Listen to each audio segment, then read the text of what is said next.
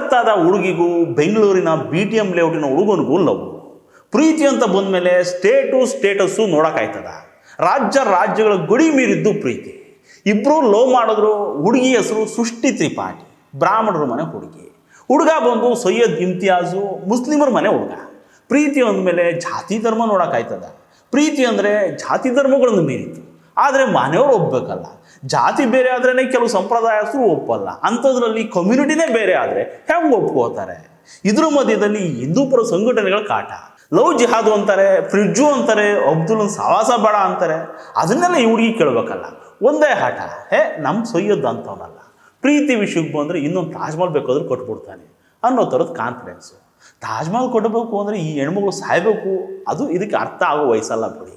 ಇಂಥ ಎಲ್ಲ ಇತಿಮಿತಿಗಳನ್ನು ಮೀರಿ ಇಬ್ಬರೂ ಪ್ರೇಮಿಗಳು ಮದುವೆನೂ ಆದರು. ಸೈಯದ್ನ ಅಗಾಧ ಪ್ರೀತಿಗೆ ಸೋತು ಸೃಷ್ಟಿ ತ್ರಿಪಾಠಿ ಜೈನ ಬಾದ್ಲು. ಬ್ರಾಹ್ಮಣರ ಹುಡುಗಿ ಮುಸ್ಲಿಂ ಆಗಿ ಧರ್ಮನೂ ಬದಲಾಯಿಸ್ಕೊಂಡ್ರು. ಎಲ್ಲ ಬದಲಾದ್ಮೇಲೆ ಕೇಳಬೇಕಾ, ವಯಸ್ಸು ಹುಚ್ಚು ಕೋಡಿ, ಮನಸ್ಸುಗಳು ಪರೋಡಿ, ಸಂಸಾರ ಆನಂದ ಸಾಗರ. ಹಿಂಗೆ ಒಂದು ವರ್ಷ ಸಂಸಾರನೂ ಮಾಡಿದ್ರು. ಸಂಸಾರ ಮಾಡಿದ್ಮೇಲೆ ಮಕ್ಕಳಾಗಲ್ವ, ಮಗುನೂ ಆಯಿತು. ಅಷ್ಟೊತ್ತಿಗೆ ಸೈಯದ್ಗೂ ಸಾಕಾಯಿತು. ಮಗುಗೆ ಈಗ 2 ತಿಂಗಳು. ಮಗು ಮಾಡಿದ್ಮೇಲೆ ಸೈಯದ್ಗೇನಲ್ಲಿ ಕೆಲಸ. ಎಲ್ಲೋದ ಕೇಳ್ಬೇಡಿ. ಆ ಹುಡುಗಿಗೆ ಗೊತ್ತಿಲ್ಲ, ನನಗೆ ಹೆಂಗೆ ಗೊತ್ತಾಗುತ್ತೆ? ತಾಜ್ ಮಹಲ್ ಕೊಟ್ಟೋದಕ್ಕೆ ಸೈಟ್ ನೋಡೋದಕ್ಕೆ ಹೋಗಿರ್ಬೋದು. ಈ ಹುಡುಗಿ ಜೈನಬ್ ಈಗ ಬೀದಿ ಪಾಲು.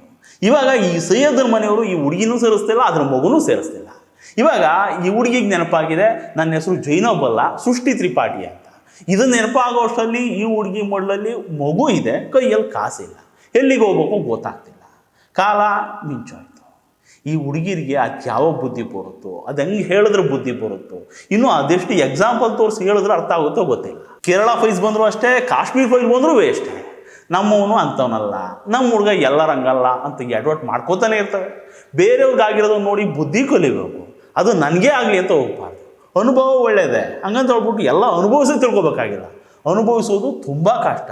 ಅರ್ಥ ಆಗೋ ಅಷ್ಟೊತ್ತಿಗೆ ಲೈಫೇ ಮುಗಿದೋಗ್ಬಿಟ್ಟಿದೆ.